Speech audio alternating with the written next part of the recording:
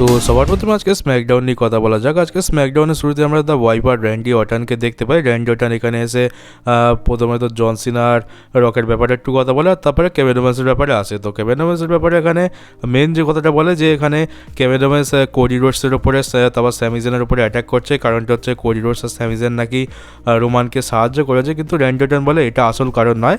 আসল কারণটা হচ্ছে যে এখানে কোডি রোডস হচ্ছে চ্যাম্পিয়ন, সে এখন অনেক বেশি রেলিভেন্ট, সেই জন্য কেভিন ওমেন্স তাকে হিংসা করছে। তার ফলে কেভিন ওমেন্স এখন কোডির ওপর টার্ন করেছে। আর স্যামি জেন রোমানকে সাহায্য করেছে, সেই জন্য কোনো ব্যাপার না। এখানে কেভিন ওমেন্স স্যামি জেনকেও হিংসা করে, কারণ স্যামি জেন এখন কেভিন ওমেন্সের থেকে বড় স্টার হয়ে যাচ্ছে, সে গ্রো করছে, সেই জন্য কেভিন ওমেন্স স্যামি জেনের উপরও অ্যাটাক করেছে।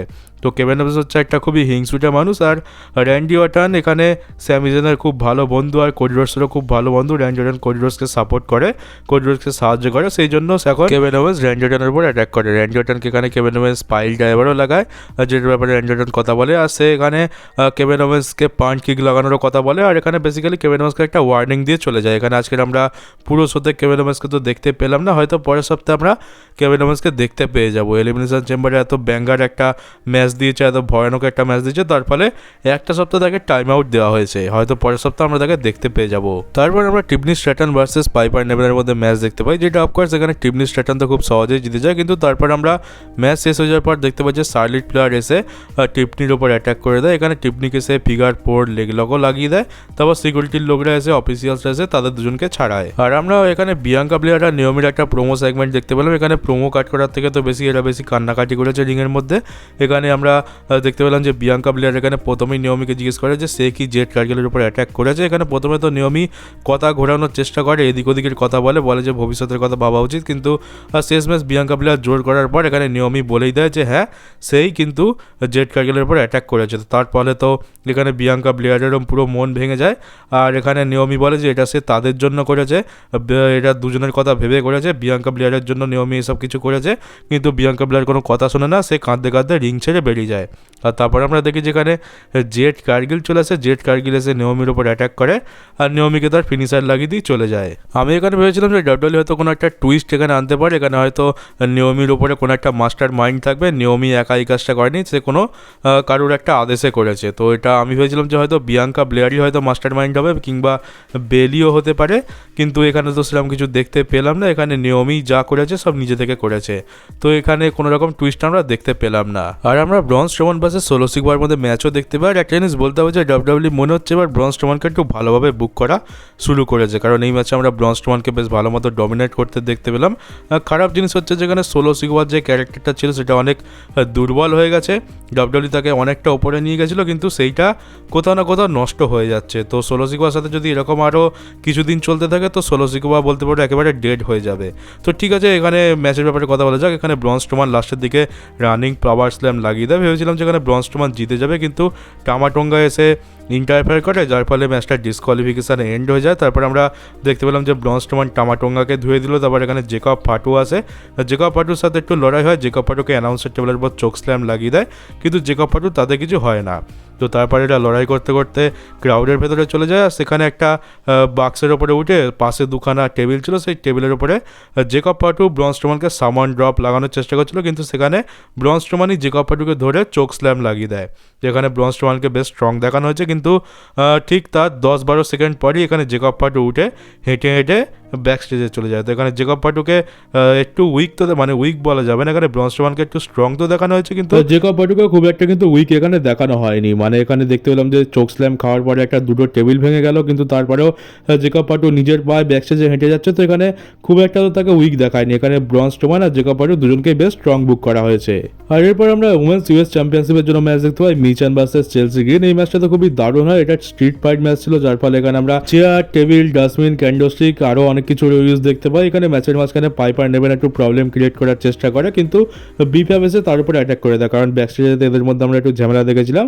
আর লাস্টের দিকে মনে হচ্ছিল যে আমরা এখানে টাইটেল চেঞ্জ দেখতে পেয়ে যাব, কিন্তু না, এখানে কালো হুডি পরে একটা মেয়ে চলে আসে যে এসে মিচানের উপর অ্যাটাক করে, আর সেইটা হচ্ছে যে এলবা ফায়ার। এখানে এলবা ফায়ার এসে মিচানের উপর অ্যাটাক করে, যার লাভ উঠিয়ে চেলসি গ্রিন এখানে তার টাইটেল সাকসেসফুলি রিটার্ন করে নেয়। যা মনে হচ্ছে এলবা ফায়ার এখন এখানে চেলসি গ্রিন আর পাইপার নেবেনের সাথে যোগ দিয়ে একটা নতুন টিম তৈরি করবে। আর আর এরপর আসি কোডি রোডসের প্রোমো সেগমেন্ট। আজকে কোডি রোডসের মুখেও দেখতে পেলাম যে চোখেতে খুব চোট লেগেছে ওই ট্র্যাভিস স্কটের চাপড় মারার ফলে। চাপড় তো নয়, মানে ঘুষি মেরেছিল, নাহলে এত বড় তো চোট লাগবে না। তো যাই হোক, এখানে কোডি রোডস আছে। এখানে আমরা প্রথমে বলে রাখি যে এখানে জন সিনার নাম যতবার এখানে কোডি রোডস বলেছে প্রত্যেকবারই কিন্তু ফ্যান্সরা প্রচণ্ড পরিমাণে বু করেছে আর কোডি রোডসকে কিন্তু খুবই সাপোর্ট করেছে। তো ডাব্লিউডব্লিউ যে প্ল্যানটা নিয়ে চলছিল যে জন সিনার পুরো ফ্যান বেস এখানে কোডি রোডসের ফ্যান বেসে পরিণত হবে, তো সেটাতে দেখতে গেলে বেশ সাকসেসফুল হয়েছে ডাব্লিউডব্লিউ। তো কোডি রোডস এখানে তার প্রোমোতে এটা বলে যে জন সিনা রকের কাছে তার সোল বিক্রি করে দিয়েছে। জন সিনা এত বছর ধরে একজন হিরো ছিল, এত বড় একজন চ্যাম্পিয়ন ছিল, কিন্তু সে শেষমেশ কি করলো, তার এখানে তার ক্যাচ ফ্রেজ ছিল বা তা বলতে পারো তার স্লোগান ছিল যে নেভার গিভ আপ, কিন্তু সে ফাইনালি গিভ আপ করে দিয়েছে। সে রকের কাছে তার সোল বিক্রি করে দিয়েছে। আর জন সিনা তার হাজার হাজার কোটি কোটি যে সমস্ত ফ্যান্স রয়েছে, লাখ লাখ কোটি কোটি যে সমস্ত ফ্যান্স রয়েছে, বিশেষ করে যে সমস্ত ফ্যান্সরা ইয়াং ফ্যান্স মানে বাচ্চাদের কথা এখানে বলা হচ্ছে, তো তাদের সাথে জন সিনা কেন এমনটা করলো, তো এটার এক্সপ্লেনেশন জন সিনার কাছ থেকে কোডি রোডস চেয়েছে যে কেন, হোয়াই জন তুমি এটা কেন করলে। আর আগের বছর কোডি রোডসকে রাসেলমেনিয়াতে জন সিনা সাহায্য করতে আসলো, তাকে চ্যাম্পিয়নশিপ জিততে সাহায্য করলো। আর যখন চ্যাম্পিয়নশিপ জিতে গেল তখন জন সিনা সবার সাথে কোডি রোডসের ফ্যামিলি আর ফ্রেন্ডসদের সাথে রিংয়ের ভেতরে সেলিব্রেট করছিল। জন সিনা কিন্তু কোডি রোডসকে তার চ্যাম্পিয়নশিপের দিকে আঙুল দেখিয়ে বলে যে কোডি, এই চ্যাম্পিয়নশিপের ওয়েট কিন্তু দিন দিন আরও ভারী হয়ে যাবে, মানে তোমার কাছে আরও বড়সড় দায়িত্ব আসতে চলেছে, আর এই দায়িত্ব এই কর্তব্যটা দিন দিন কিন্তু আরো বাড়বে। আর জন সিনাকে এই সব কিছুর উত্তর দিতে হবে। আগের বছর রেসলমেনিয়াতে ফ্যান্সরা তাকে খুব সাপোর্ট করেছিল, যার ফলে রেসলমেনিয়া 40-তে সে তার গোল অ্যাচিভ করেছিল, তার স্টোরি ফিনিশ করেছিল। আর এবার হচ্ছে রেসলমেনিয়া 41-এর পালা। কোডি রোডস এখানে জন সিনা রকের জন্য একেবারে তৈরি, আর রেসলমেনিয়াতে যা হওয়ার হবে। তো এখানে কোডি রোডস জন সিনাকে একটা বলতে পারো একটা ওয়ার্নিং মতো দিয়ে দিয়েছে। তো জন সিনা যতদিন না আসছে ততদিন তো এটা দিয়েই কাজ চালাতে হবে। জন সিনা যদি আসে, কিছু ক্ল্যারিফিকেশন আমরা পাই, তাহলে এটাতে বেশি মজা পাওয়া যাবে, কারণ এক হাতে তো তালি বাজে না। এখানে শুধুমাত্র কোডি রোডসের প্রোমো দিয়ে তো কাজ হবে না, এখানে জন সিনাকে আমরা দেখতে চাই। আর জন সিনা কেন এমন করলো, কি কারণে এমনটা করলো, সেটাও জানার জন্য আমরা বেশ উৎসুক হয়ে রয়েছি। ড্রু ম্যাকিন্টায়ারের সাথে জিমি উসোর ম্যাচ দেখতে পাই, আর ভাবছিলাম ড্রু ম্যাকিন্টায়ারের যা দিনকাল চলছে মনে হয় এই ম্যাচটাও না হেরে যায়, কিন্তু না, শেষ ম্যাচ দেখতে পেলাম যেখানে ক্লেমোর কিক লাগিয়ে জিমি উসোকে ড্রু ম্যাকিন্টায়ার হারিয়ে দেয়। অন্যান্যবার তো একটানা ড্রু ম্যাকিন্টায়ার ম্যাচ হেরেই আসছে, প্রত্যেকবার রোল করে পিন হয়, তো সেটারই ভয় পাচ্ছিলাম, তো সেটা হয়নি। আর ম্যাচ শেষ হওয়ার পর ড্রু ম্যাকিন্টায়ার মনে হচ্ছে আবার অ্যাটাক করতে যাচ্ছিল, কিন্তু এখানে ডেমান প্রিস্ট চলে আসে, ড্রু ম্যাকিন্টায়ারের উপর অ্যাটাক করে দেয়। এদের মধ্যে একটা ছোট্টখাটো ব্রলও দেখতে পাই। আর আজকে স্ম্যাকডাউনের একদম শুরুতে আমরা দেখতে পেয়েছিলাম যে ব্যাকস্টেজে ডেমান প্রিস্টের উপর ড্রু ম্যাকিন্টায়ার অ্যাটাক করে, তো তার বদলা নিতে এখানে ডেমান প্রিস্ট এসেছিল। আর ফাইনালি মেন ইভেন্টে আমরা LA নাইট ভার্সেস আর নাকামুরার মধ্যে ম্যাচ দেখতে পাই ইউএস চ্যাম্পিয়নশিপের জন্য। আর এখানে তো আমরা আশা করে রেখেছিলাম যে ইউএস চ্যাম্পিয়নশিপ এবার ফাইনালি LA নাইটের কাছে আসবে, কারণ নাকামুরা তো কীরকম টাইটেল রান দিয়েছে তোমরা দেখতেই পাচ্ছ। 97 দিন তো অলরেডি হয়ে গেছে, তো খুবই বাজে টাইটেল রান। কম করে LA নাইট তো চ্যাম্পিয়নশিপের ভ্যালুটা কিছুটা বাড়িয়েছিল। তো এখানে আমরা লাস্টের দিকে দেখতে পাই যে নাকামুরা এখানে রেড মিস্ট লাগাতে যায়, রেড মিস্ট স্প্রে করতে যায় LA নাইটের মুখে, আর LA নাইট এখানে নিচু হয়ে যায়, আর সমস্ত মিস্ট গিয়ে লাগে রেফারির মুখে। আর এই রেফারিটাই কিন্তু এলিমিনেশন চেম্বারে কেভিন ওমেন্সের কাছে মার খেয়েছিল, তো এর দিন তো খুব খারাপ যাচ্ছে। নাকামুরা কিছুক্ষণ আগে একটা চেয়ার নিয়ে এসেছিল, সেই চেয়ার নিয়ে মারার চেষ্টা করছিল, কিন্তু রেফারি সেটা কেড়ে নেয়, আর এবার সেই চেয়ারের উপরেই BFT লাগিয়ে দেয় LA নাইট। আর তারপরে একটা দ্বিতীয় রেফারি আছে, আর এখানে 1, 2, 3 পিন হয়, আর এখানে LA নাইট হয়ে গেছে নতুন ইউএস চ্যাম্পিয়ন। ফাইনালি একটা ভালো জিনিস আমরা দেখতে পেলাম। দেখতে গেলে দুখানা রয়্যাল এপিসোডে আমরা দুখানা টাইটেল চেঞ্জ দেখতে পেলাম, আবার মেন ইভেন্টে আর স্ম্যাকডাউনে তো আমরা টাইটেল চেঞ্জ দেখতে পাচ্ছি। আগে শুধু আমরা কি দেখতাম যে র স্ম্যাকডাউনে কোনো ম্যাচ হচ্ছে, এর মানে তো টাইটেল চেঞ্জ হবে না, এটা আমরা ধরেই বসে থাকতাম, কিন্তু এখন সেটা আর হচ্ছে না। এখন আমরা রতে স্ম্যাকডাউনে তো টাইটেল চেঞ্জ হতে দেখতে পাচ্ছি, যার ফলে ম্যাচের ফিলটাও একটু ভালো আসছে, আর আমাদের দেখারও একটু ইচ্ছা বাড়ছে। তো শেষ ম্যাচ দেখতে গেলে ডাব্লিউডব্লিউ তাদের উইকলি শোর কোয়ালিটিও বেশ ভালো করে দিয়েছে। আমরা এই নিয়ে আগের সপ্তাহে দুখানা র স্ম্যাকডাউন, আর এই সপ্তাহে আমরা র স্ম্যাকডাউনটা বেশ ভালো দেখতে পেলাম। আর এবার দেখা ইন্টারেস্টিং হবে যে আমরা ইউএস চ্যাম্পিয়নশিপের জন্য রেসলমেনিয়াতে কোন ম্যাচটা দেখতে পাই।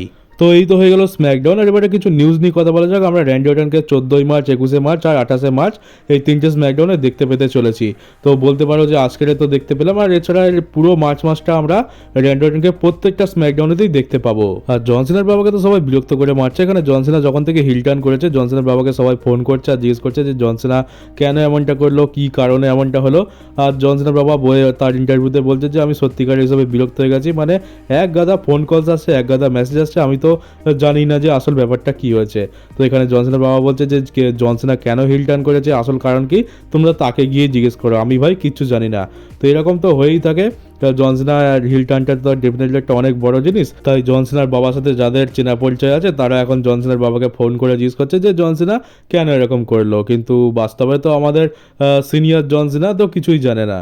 আর এর আসল কারণ জানার জন্য আমাদের জন সিনার জন্যই অপেক্ষা করতে হবে। আর যেমনটা আমরা জানি যে এবছর রাসেলমেনিয়াতে স্টোন কোল্ড স্টিভ অস্টিনের আসার চান্স অনেক বেশি আছে। তো সেই বিষয়ে স্টোন কোল্ড স্টিভ অস্টিনকে প্রশ্ন করা হয় যে সে কি কোডি রোডসকে সাহায্য করতে আসবে। তো এখানে স্টোন কোল্ড বলে যে এখনো পর্যন্ত তো তাকে কেউ কন্ট্যাক্ট করেনি, কোডি রোডসও তাকে কন্ট্যাক্ট করেনি, কিন্তু ভবিষ্যতে সব কিছু হতে পারে। রাসেলমেনিয়াতে তার আসার চান্স তো একটা রয়েছে। আর এখানে দেখতে গেলে এটা তো হয়ে গেল স্টোরি লাইনের কথা, কোডি রোডস স্টোন কোল্ডের কাছে সাহায্য চাইবে, তারপর স্টোন কোল্ড আসবে, কিন্তু বাস্তবটা দেখতে গেলে এখানে কোডি রোডস তো স্টোন কোল্ডকে সাহায্য চাইবে না, এখানে সাহায্য তো রক আর ট্রিপল এইচই চাইবে। রক আর ট্রিপল এইচ এখানে স্টোন কোল্ডকে বলবে যে তুমি রাসেলমেনিয়াতে আসো কোডি রোডসকে সাহায্য করতে, আর তারপরে স্টোন কোল্ড চলে আসবে। আর স্টোন কোল্ড বলছে এখনো পর্যন্ত তাদের সাথে কোনো রকম কন্ট্রাক্ট হয়নি, কিন্তু দেখতে গেলে যদি কন্ট্রাক্ট হয়েও থাকে তাও কিন্তু স্টোন কোল্ড এখানে সেটা রিভিল করবে না। রাসেলমেনিয়াতে যদি তার আসার হয় তো আমরা তাকে সেই রাসেলমেনিয়ার দিনই দেখতে পাবো। আর রাসেলমেনিয়া হয়ে যাওয়ার পর প্রথম যে স্যাটারডে নাইটস মেন ইভেন্টের শোটা আমরা দেখতে পাবো, সেখানে আমরা জন সিনাকে দেখতে পেতে চলেছি। জন সিনার এই নিয়ে অনেক কটাই ডেট অ্যানাউন্স হয়েছে, বলতে পারো যে 4-5টা তো ডেট অ্যানাউন্স হয়েই গেছে, কিন্তু সেগুলো সব হচ্ছে রাসেলমেনিয়ার পর। আর রাসেলমেনিয়ার আগে আপাতত মাত্র এই মার্চ মাসের শেষ যে 3টে মানডে নাইট ড্র আছে সেখানে আমরা তাকে অ্যানাউন্স হতে দেখতে পেয়েছি। তো হয়তো সময়ের সাথে সাথে আরো কয়েকটা শো এর জন্য আমরা তাকে অ্যানাউন্স হতে দেখতে পাবো। আমরা জন সিনাকে রোড টু রাসেলমেনিয়াতে তো আরো বেশ কিছু ডেটের দেখতে অবশ্যই চাইবো। এবার ডাব্লিউডব্লিউ সেটাকে অফিসিয়ালি অ্যানাউন্সও করতে পারে বা সারপ্রাইজ হিসেবে রাখতে পারে, কিন্তু মনে হচ্ছে অফিসিয়ালি অ্যানাউন্স করে দেবে, কারণ ট্রিপল এইচ এর প্যাটার্ন তো জানো, এখন তো আর সেরকম সারপ্রাইজ দেখতে পাই না। কোনো যদি রিটার্ন হওয়ারও থাকে সেটাকে ডাব্লিউডব্লিউ আগে থেকে অ্যানাউন্স করে দেয়, বেশি বেশি টিকিট বিক্রি করার জন্য আর বিজনেসে একটু বেশি টাকা কামানোর জন্য। তো যেটা আমার তো খুব একটা পছন্দ নয়, আমি তো সারপ্রাইজই পছন্দ করি। তো দেখা যাক এবারে আমরা আর কটা ডেট অ্যানাউন্স হতে দেখতে পাই, আর ভবিষ্যতে স্টোরি লাইন কীভাবে এগোয়, আমরা জন সিনাকে কোন লুকে দেখতে পাই। আমরা কি টাকলা জন সিনাকে দেখতে পেতে চলেছি, নাকি আমরা চুলালা জন সিনাকেই দেখতে পাবো। তো সেটার জন্য তো মনে হচ্ছে আমাদের আর 1-2 সপ্তাহ ওয়েট করতে হবে মানডে নাইট রয়ের জন্য, যেখানে ডাব্লিউডব্লিউ তাকে অফিসিয়ালি অ্যানাউন্স করেছে। তো চলো গাইজ, এই ছিল আজকে নিউজ ভিডিও। কেমন লাগলো কমেন্ট বক্সে অবশ্যই জানিও। নতুন হয়ে থাকলে চ্যানেলটাকে সাবস্ক্রাইব করে নোটিফিকেশন বেলটাকে অবশ্যই অন করে দেবে, ভিডিওকে শেয়ার করতে একদমই ভুলো না। তো চলো বন্ধুরা, দেখা হচ্ছে তোমাদের সাথে ডাব্লিউডব্লিউর একটা নতুন নিউজ ভিডিওতে।